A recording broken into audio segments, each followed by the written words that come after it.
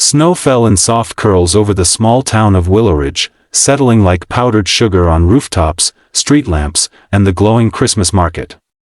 Emma Lane pulled her red scarf tighter around her neck and stepped into the cafe where her blind date was waiting, or so she hoped. Christmas Eve. A night meant for warmth, belonging, connection, but for Emma, it had become a yearly reminder of loneliness. She had agreed, reluctantly, to a blind date her friend arranged, telling herself she should at least try.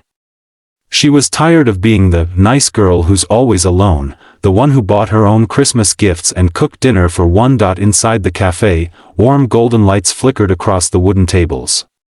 Holiday decorations hung everywhere, cinnamon scents drifting through the air. Emma spotted him quickly, Tyler, her blind date, sitting by the window with a steaming mug in front of him. She approached with a hopeful smile. "Tyler?" He glanced up, evaluated her, then looked away. "Oh. You're Emma." His tone was already cold. "Yes," she replied, lowering herself into the seat. "It's nice to meet you." He didn't smile. Didn't even pretend. Within 2 minutes, she understood everything. Tyler wanted someone taller. Someone more fashionable. Someone who fit his list of requirements like a resume, not a person. "It's nothing personal," he said, excusing himself before their drinks even arrived. "You seem sweet. Just not what I'm looking for." The front door chimed as he walked out, leaving her alone with the taste of rejection heavy in the air. Emma let out a breath she'd been holding too tightly. Of course, another failed attempt. She forced a smile at the waitress and whispered, "Can you please pack the hot chocolate to go?" Outside, the snow danced around her boots as she walked through the market, trying to swallow the ache forming in her chest. Couples laughed, families shopped, children pointed at glowing ornaments, and there she was, alone again. She turned toward the bus stop, ready to go home to her quiet, empty apartment, but then, a small voice tugged at her thoughts. "Miss? Miss?" Emma turned. A little girl, maybe 6 or 7, stood beneath a decorative arch of fairy lights. She wore a fluffy white coat and reindeer earmuffs, her brown curls bouncing as she ran toward Emma. Her cheeks were pink from the cold, eyes wide and shining. "You dropped your scarf," the girl said breathlessly, holding out Emma's red scarf. "Oh, thank you." Emma laughed softly. "That was very kind." The girl smiled up at her, but didn't walk away. She seemed curious, hopeful, like she was searching for something in Emma's face. Then she asked the strangest, most unexpected question. "Can you be my new mom?" Emma froze. I'm sorry, sweetheart. What did you say?" The girl stepped closer and held her small mittened hands together. "Please?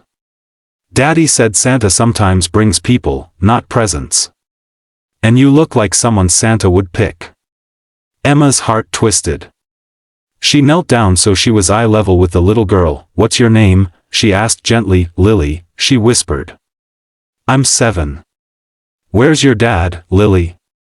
She pointed toward a booth near the Christmas tree, where a tall man with dark hair and broad shoulders was frantically searching around, panic written across his face. "There," Lily said quietly. "I wandered off because he looked sad again." "He looks sad a lot." Emma glanced at the man again. He was scanning the crowd like a terrified parent, calling out a name she couldn't hear. "Let's go to him, okay?" Emma said warmly.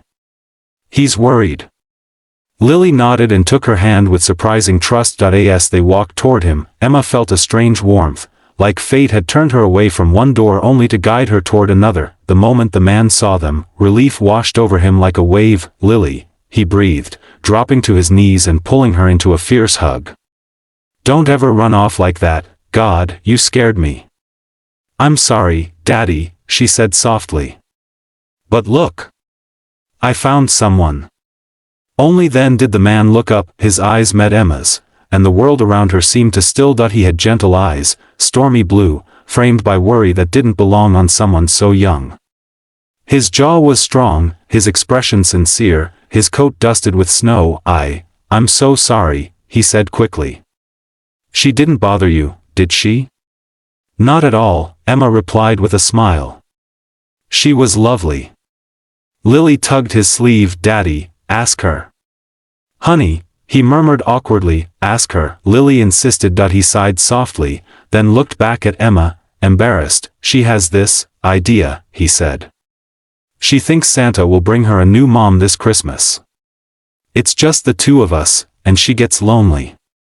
Emma's chest tightened. "I understand," she whispered, "but," he continued, rubbing the back of his neck, "I'm really sorry if she said something strange or made you uncomfortable."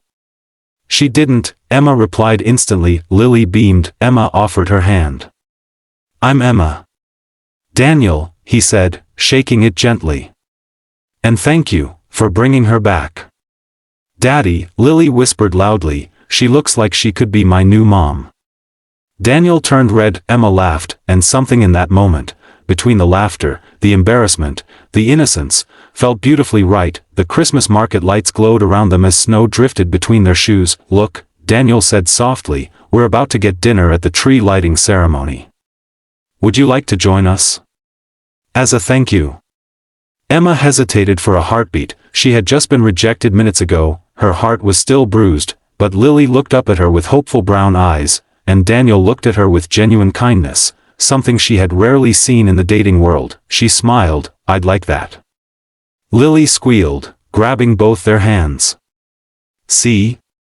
I told you Santa sends people." Daniel shook his head, chuckling. "You're going to give Santa too much credit." They walked through the glowing stalls together, talking, laughing, sharing stories. The bitterness of rejection melted in Emma's chest, replaced with warmth she hadn't felt in years. By the time the Christmas tree lit up, Lily was sitting in Emma's lap, and Daniel was watching them with a look that spoke without words: gratitude, admiration, and maybe the beginning of something more. As the fireworks burst across the snowy night sky, Daniel leaned closer. "You know," he said softly, "Lily isn't the only one who's glad you showed up tonight." Emma felt her heart open, slowly, beautifully, like a flower touched by winter sunlight. Maybe Christmas wasn't about the date she lost, maybe it was about the family she unexpectedly found. And as Lily squeezed her hand and whispered, "We needed you," Emma knew, this Christmas, she wasn't alone anymore.